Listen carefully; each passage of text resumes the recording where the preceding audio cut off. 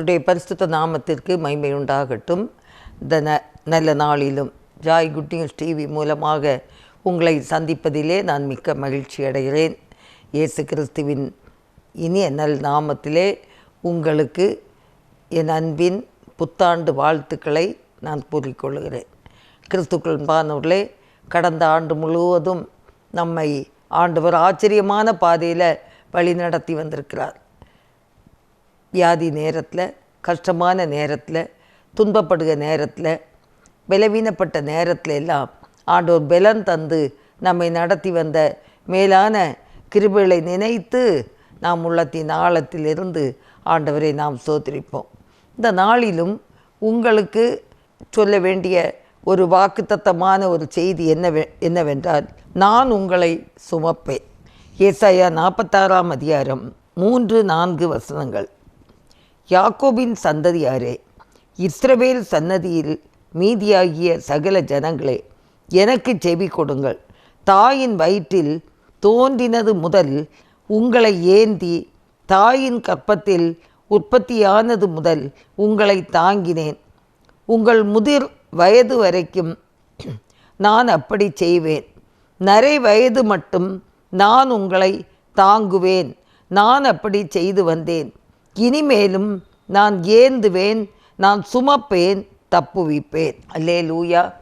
அன்பானவர்களே, ஆண்டவர் திட்டமாய் சொல்லுகிறார், நான் உங்களை ஏந்துவேன், நான் உங்களை சுமப்பேன் என்று சொல்லுகிறார். ஒருவேளை நம்ம மனசில் தோணும், ஒரு புதிய ஒரு வருஷத்துக்குள்ளே நம்ம போக இருக்கிறோம், இந்த புத்தாண்டு நமக்கு எப்படி இருக்குமோ? கடந்த ஆண்டில் பல கஷ்டங்களை அனுபவிச்சிருப்போம், பல துன்பங்களை அனுபவிச்சிருப்போம் இல்லையா? அவ்வளோ துன்பங்களை அனுபவித்த நமக்கு இனி இந்த புதிய ஆண்டு நமக்கு எப்படி இருக்குமோ?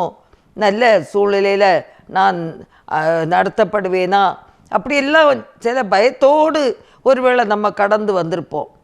ஆகையினால ஆண்டவர் சொல்கிறாரு, நீங்கள் பயப்பட வேண்டாம், நான் உங்களை சுமப்பேன், நான் உங்களை சுமப்பேன். அன்பானவர்களே, ஒரு மிஷனரி ஒருவர் ஒரு காட்டு பகுதி வழியாக தன்னுடைய ஊழியத்திற்காக கடந்து போயிருந்தார்.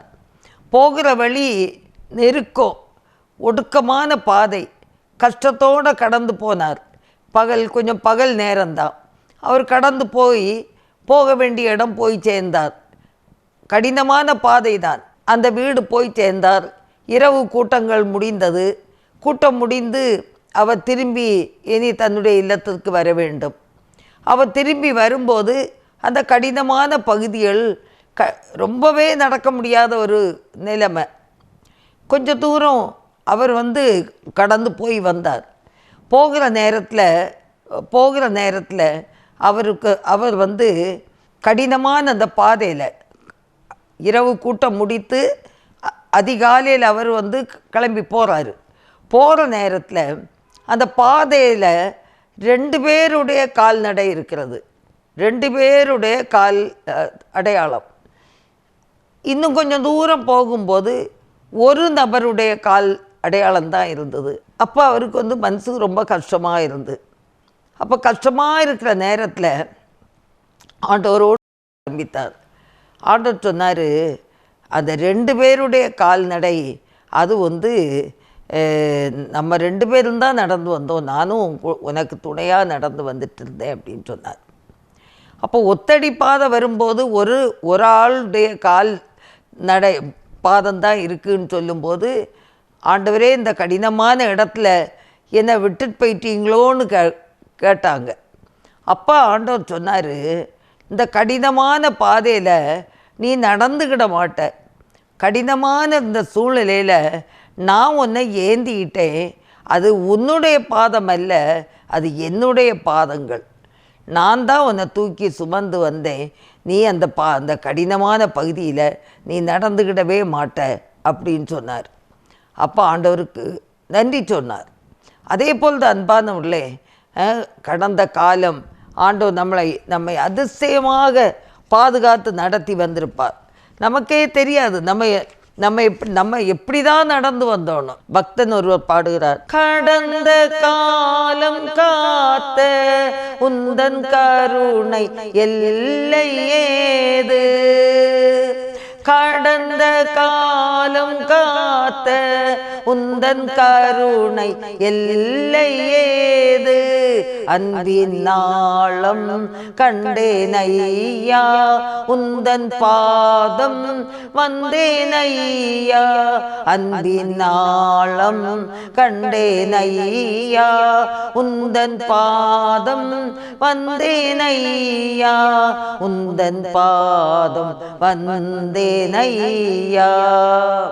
நன்றியுடன் பாடிடுவேன் தூய அண்ணலையே, கூரையுள்ள உள்ளத்தையே பாவி படைக்கின்றேன், பாத்திரமற்ற தூசியாய் நான் தோத்திரம் செய்குவேனே, பாத்திரமற்ற தூசியாய் நான் தோத்திரம் செய்குவேனே, எந்த நீதி கந்தையல்லோ அத்தனையும் போக்கினாயோ, எந்த நீதி கந்தையல்லோ அத்தனையும் போக்கினாயோ, அத்தனையும் போக்கினாயோ.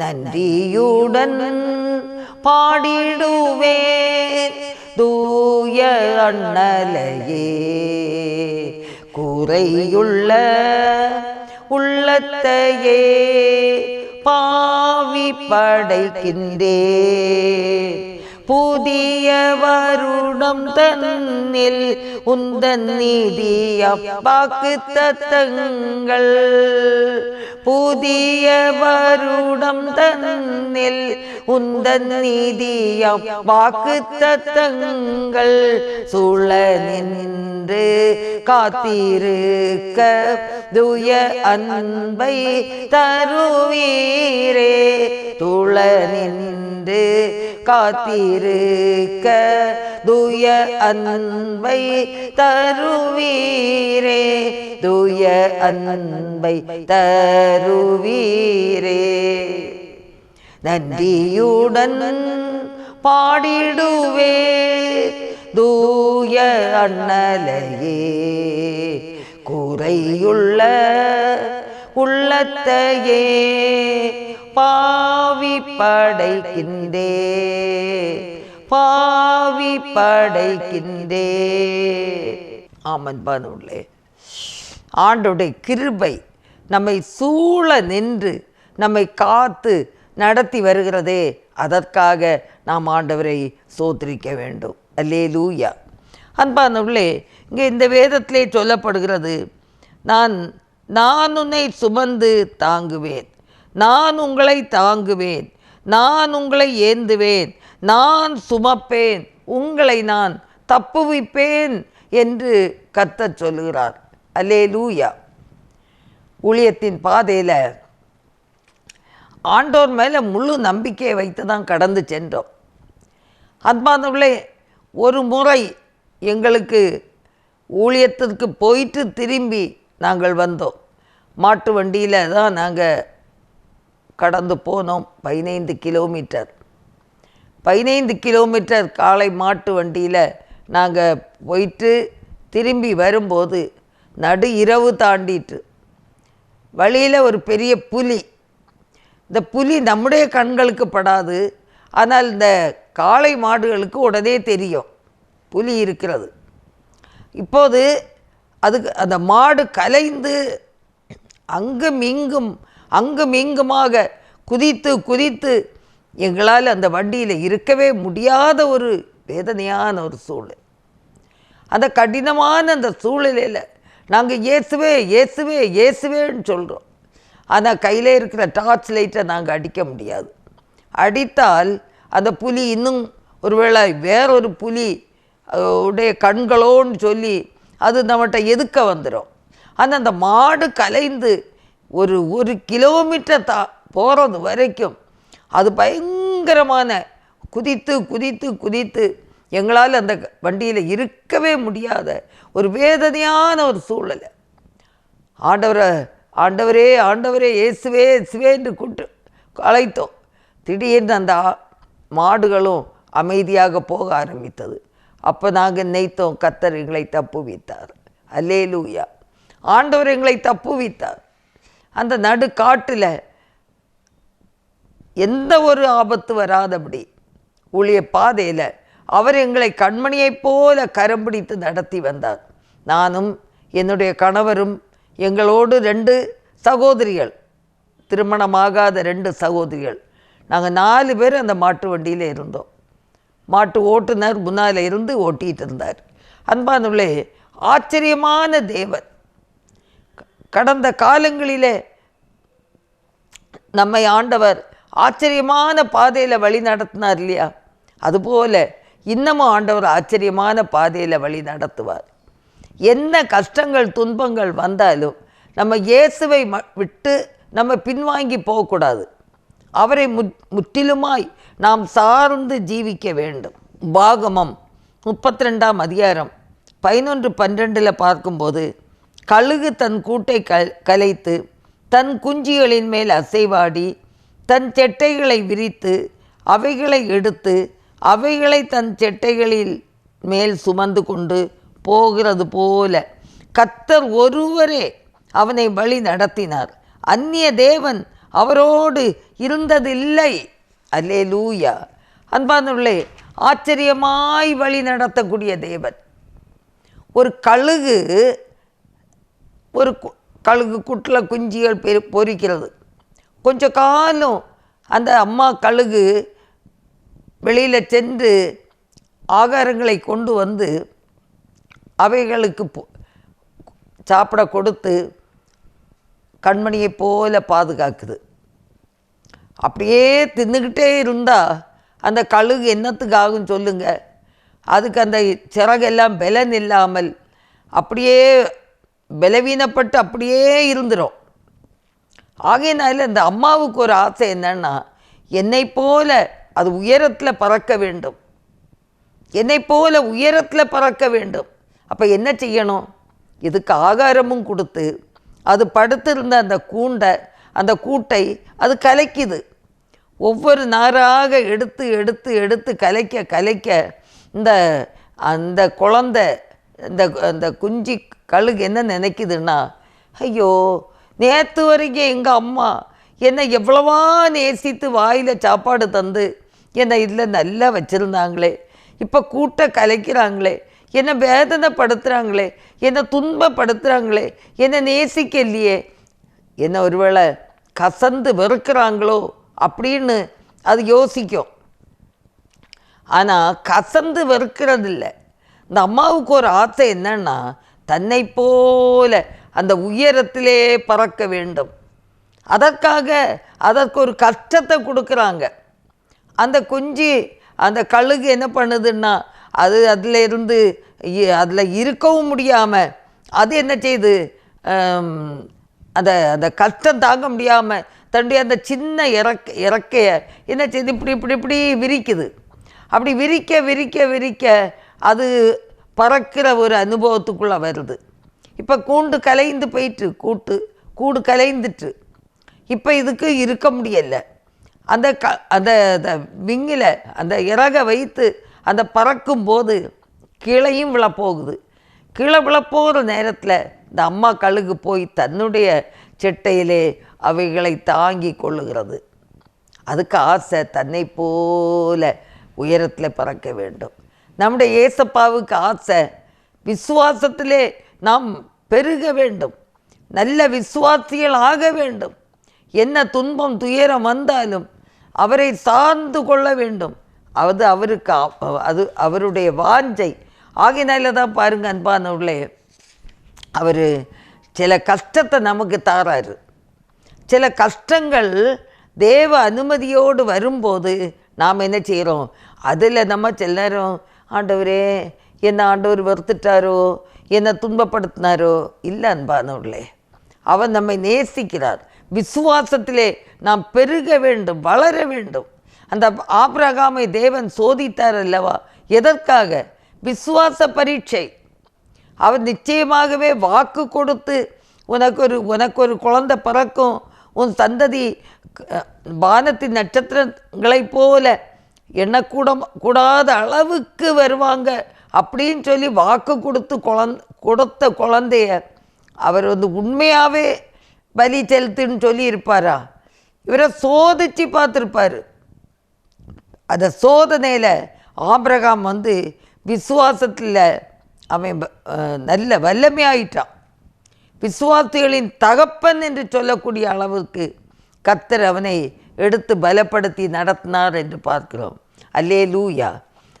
நம்மையும் கூட விசுவாசத்தில் நல்ல வல்லுநர்களாக, எந்த காற்று அடித்தாலும் நம்ம சோர்ந்து விழுந்து விடாதபடிக்கு தைரியமாக இருக்க வேண்டும் என்று ஏசப்பா நம்மிடத்தில் விரும்புகிறார். ஆகினால நம்ம என்ன செய்யணும்? தைரியமாக இருக்க வேண்டும். நம்ம வந்த விசுவாசத்தில் இருந்து கொஞ்சமும் விலகி போயிடவே கூடாது. ஆண்டவர் நம்மை பலப்படுத்துகிற தேவன். அவர் நம்மை கரம் பிடித்து தேவன். கால் சறுக்கிறது என்று சொல்லும்போது அவருடைய கரமே நம்மை தாங்குகிறது. அல்லேலூயா. ஆகினால யாருமே நீங்கள் சோர்ந்து போக வேண்டாம். நமக்கு வரக்கூடிய கொஞ்சம் சஞ்சலமும் துன்பமும் துயரமும் விசுவாச பாதையை நோக்கி ஓடத்தான். அன்பானவர்களே, கர்த்தர் நல்லவர். காட்டுக்குள்ளே நிறைய செடிகள் வளருது. எல்லா செடிகளையும் மரங்களையும் வெட்டி மரங்களை வெட்டி அவங்க இந்த ஆலய கட்டுமான பணிக்கு பயன்படுத்துறதில்லை. சில மரங்கள் காற்றுக்கும் புயலுக்கும் அது திருங்கி அது ரொம்ப நல்லா அந்த தடிகள் எல்லாம் உறுதியாகவும் வலுவடைந்து போயிருக்கும். அந்த காற்று மழை எல்லாம் தாங்கி அது வலுவடைந்த மரமாக இருக்கிறத அது ஆலயத்துக்கு அவங்க தூணாக பயன்படுத்துகிறார்கள். நம்மளும் விசுவாசத்தில் வல்லுநர்களாக வேண்டும். அவர் ஏந்தி சுமந்து தப்புவித்து காத்து நடத்துகிற தேவன். அல்லேலூயா. ஏசாயா 63 9 பார்க்கும்போது அவர்களுடைய எல்லா நெருக்கத்திலும் நெருக்கப்பட்டார். அவருடைய சமூகத்தின் தூதனானவர் அவர்களை ரட்சித்தார். அவர் தமது அன்பின் நிமித்தமும் தமது பரிதாபத்தின் நிமித்தமும் அவர்களை மீட்டு பூர்வ நாட்களிலெல்லாம் அவர்களை தூக்கி சுமந்து வந்தார் என்று பார்க்கிறோம். அல்லேலூயா. எல்லா நெருக்கத்திலும் இயேசு தாமே நெருக்கப்பட்டார். அவருடைய சமூகத்தின் தூதனானவர் அவர்களை ரட்சித்தார் என்று சொல்லி பார்க்கிறோம். அவர் தமது அன்பின் நிமித்தமும் தமது பரிதாபத்தின் நிமித்தமும் அவர்களை மீட்டு பூர்வ நாட்களிலெல்லாம் அவர்களை தூக்கி சுமந்தார் என்று சொல்லி பார்க்கிறோம். கர்த்தர் நல்லவர். அவர் நம்மை கரம் பிடித்து நடத்தி முடிவு பரியந்த வழி நடத்துகிற தேவன்.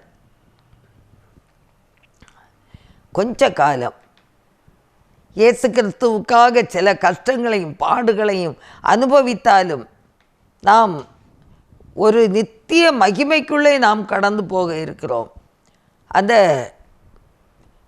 அந்த விலை மதிக்க முடியாத அவருடைய பரிசுத்த இரத்தத்தினாலே கிடைக்கப்பெற்ற ரட்சிப்பு நம்மை நித்திய ஜீவனுக்குள்ளே வழி நடத்துகிறது. சோர்ந்து போவோம் என்றால் பெற்றுக்கொள்ள முடியாது. ஆண்டவரை உறுதியாய் நாம் பற்றி பிடித்து கர்த்தருக்குள்ளே வாழுகிற ஒவ்வொரு பிள்ளைகளும் அந்த நித்திய ஜீவனுக்குள்ளே கடந்து போக முடியும். ஆண்டவர் நம்மை அதிகமாய் நேசிக்கிறார். ஆண்டவரை நாம் துதித்து பாட வேண்டும். கஷ்ட நஷ்டங்கள் துன்பங்கள் வருகிற நேரத்தில் ஆண்டவர் செய்த நன்மைகளை எண்ணி எண்ணி பாட வேண்டும்.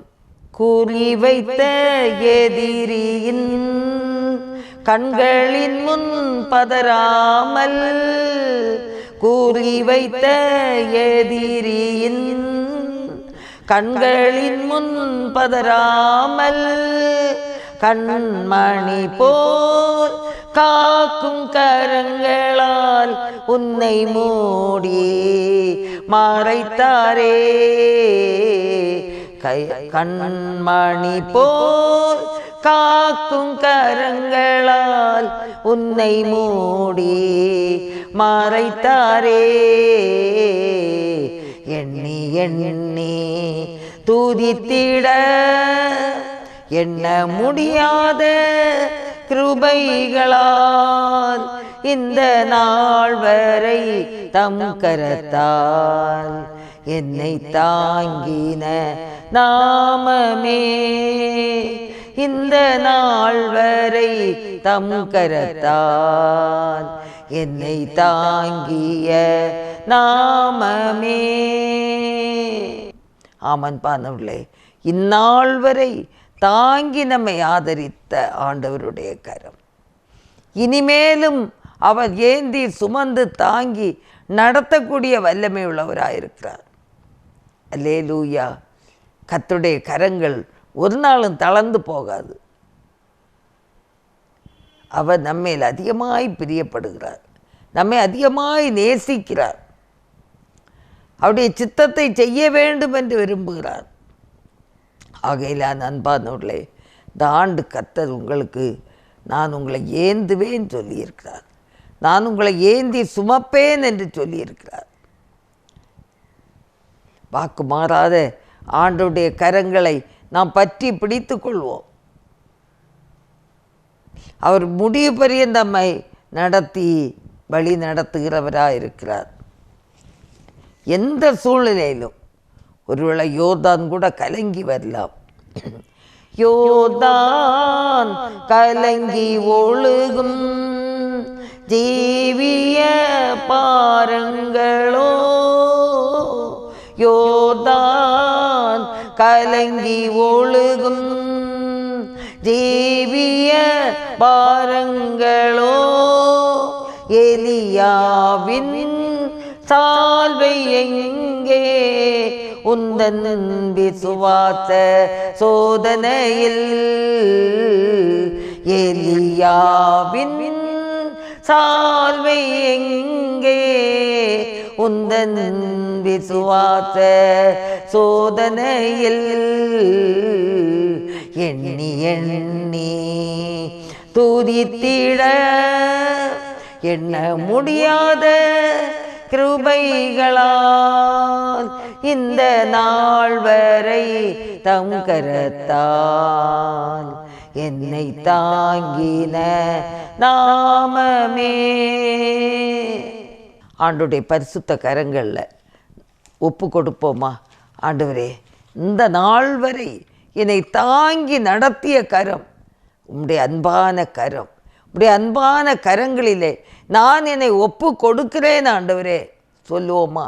ஆண்டவரே, பிரவேசித்திருக்கிற இந்த புதிய வருஷம் கடைசி மட்டும், நான் அந்த உலகத்தில் இருக்கிற நாள் மட்டும் எனக்கு அது ஆசீர்வாதமாய் அநேகரை ஆசீர்வாதத்துக்குள் வழி நடத்துகிற ஒரு கருவியாக நான் இருக்க வேண்டும் ஆண்டவரே.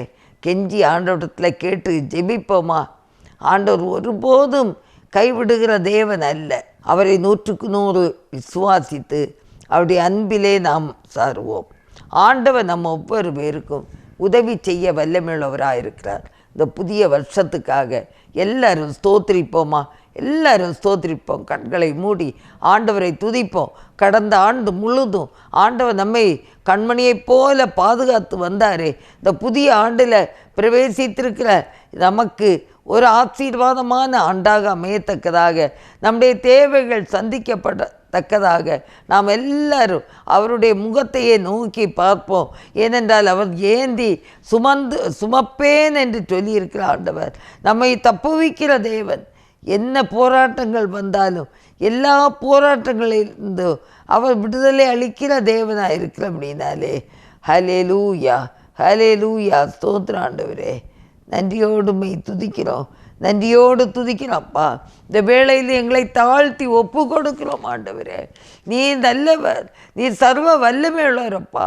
ஆண்டவரே, நாங்கள் பிரவேசித்திருக்கிற அந்த புதிய வருஷம் எங்கள் ஒவ்வொரு பேருக்கும் ஆசீர்வாதமாக இருக்கத்தக்கதாக கர்த்தரே எல்லாருடைய ஆண்டவரே பாதையிலும் நீர் போதுமானவராக இருந்து வழி நடத்த வேண்டும் என்று நாங்கள் ஜெபிக்கிறோம் கர்த்தாவே.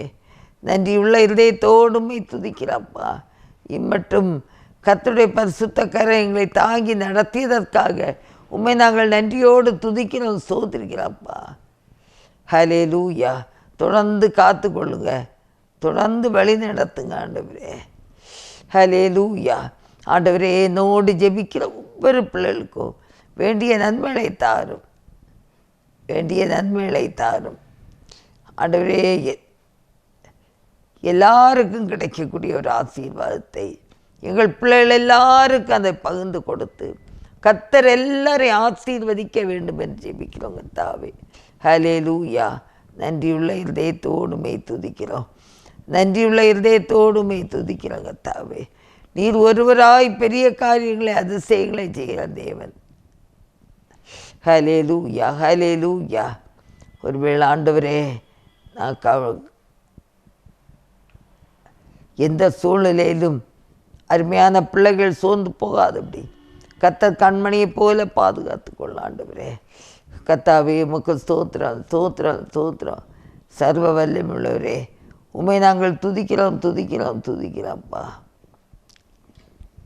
ஆண்டவரே, யாராவது இந்த நேரத்தில் சுகவீனத்தோடு பலவீனத்தோடு இருந்தாலும் கர்த்தர் அவங்களுடைய பலவீனத்தை எல்லாம் மாற்றி நல்ல சரீர சுகத்தை பலத்தை தந்து ஒவ்வொரு பேரையும் ஆசீர்வதித்து வழி நடத்த நாங்கள் கெஞ்சி ஜெபிக்கிறோம் தகப்பனே. ஆண்டவருடைய ஆசீர்வாதம் அருமையான பிள்ளைகளுக்கு நிறைவாக இருக்க வேண்டும் என்று ஜெபிக்கிறோம் தகப்பனே. இந்த புதிய ஆண்டில் புதிய நன்மைகளை கிருபைகளை தாரும். ஹல்லேலூயா, ஹல்லேலூயா, ஹல்லேலூயா, ஹல்லேலூயா. ஸ்தோத்திரப்பா, துதிக்கிறோம், துதிக்கிறோம்.